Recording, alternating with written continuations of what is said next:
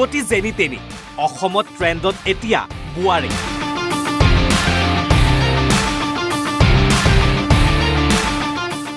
কিমাননো কম কিমাননো শুনিব ৰীল বনোৱা মহিলাৰ প্ৰেমৰ বাতৰি ঘৰ সংসাৰ একাখৰীয়া কৰি এগৰাকীৰ পিছত পলাইছে আনগৰাকী বোৱাৰী আজি আকৌ আহিছে নতুন কাহিনী প্ৰথমে চিনাকি কৰাই দিছে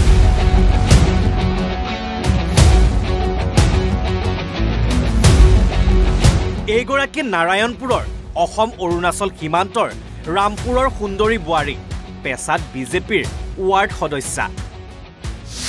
বাইদেউৰ আছে স্বামী আছে দুটা সন্তানো আৰু এইজন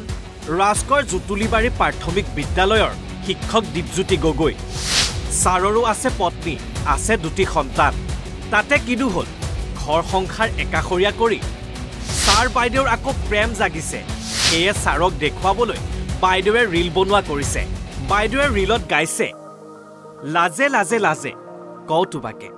তুমি নহ'লে ভাল নালাগে শয়নে সপোনে প্ৰেম জাগে থাকিলে তুমি কিদু লাগে নালাগে স্বামী সন্তান একো নালাগে সেয়ে সভ্য সমাজক লজ্জানত কৰি ছাৰৰ সৈতে নতুনকৈ সংসাৰ গঢ়াৰ সপোন লৈ বাইদেউ পলাল কাহিনীটো মানে একো নাই কাজিয়া পচালো নাই একো নাই তাই মাকৰ ঘৰত গৈ আছিলেগৈ আমি বোলো খংটো মাৰ গ'লে ঘৰলৈ আহিবা আৰু দুটা ল'ৰা এৰি পেলাই জানো কোনোবা মানুহ যাব পাৰে কিন্তু সিহঁতৰ যে মোৰ কিয় প্ৰেম চলি আছে আমিতো নাজানো ক'ব নোৱাৰোঁ তাৰপাছত এতিয়া তাৰমানে কালি পৰহি আমিতো ঘৰত গমেই নাপাওঁ পৰহি বোলে সেই দীপজ্যোতি গগৈয়ে শিৰত সেন্দুৰ দি লৈ গ'ল বুলি পেলাই কালি খবৰ পাই ল'ৰাই এইবোৰ মানে গোটেই ঘৰৰ বস্তু বা বাহানি ভাঙি চিঙি তাই একো বস্তুৱে নাই কমেও টকাকৈ নিছে 2 লাখ টকা আৰু সোণ নিছে আৰু গাড়ী নিছে ইপিনে বোৱাৰী পলোৱাৰ পিছত ঘৰখনত হৈ পৰিছে অবৰ্ণনীয় পৰিস্থিতি এইটো আমাৰ ৰাজগড় গাঁও পঞ্চায়তৰ এটা সন্মানীয় ৱাৰ্ড 5 নম্বৰ ৱাৰ্ড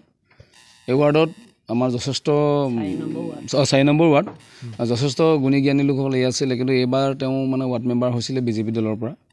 আমিও লজ্জাজনক হৈছোঁ তেওঁ যে এনেকুৱা এটা বেয়া কাম কৰিছে যিটো আমাৰ সমাজৰ কাৰণে এটা ঘৃণনীয় নিন্দনীয় এটা কাৰ্যসূচী হাতত ল'লে যিটো কাৰ্যসূচীলে দুটাকৈ সন্তান এৰি থৈ আৰু যিজনে বিয়া কৰিছে দীপজ্যোতি গগৈ তেওঁ এটা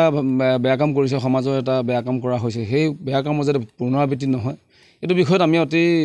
গৰিহণা দিব খুজিছোঁ যে এখন সংসাৰ নহয় দুখন সংসাৰকৈ মানুহক ডুবাই থৈ গুচি গৈছে যিটো সমাজৰ হিন্দু সমাজত এইটো নচলে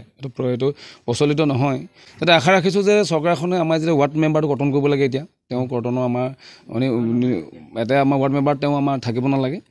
এইফালে তেওঁ এজন শিক্ষক হৈ যে শিক্ষক সমাজৰ এটা ঘৃণনীয় কাম কৰিছে শিক্ষক সমাজে কি বা সিদ্ধান্ত লয় আমি এতিয়া প্ৰশ্ন হয় কোনফালে ধাৱমান হৈছে আজিৰ সমাজ কাৰ ভুলৰ বাবে সমাজত বাৰে বাৰে সংঘটিত হৈছে এনে লজ্জাজনক ঘটনা প্ৰশ্ন আপোনালোকলৈ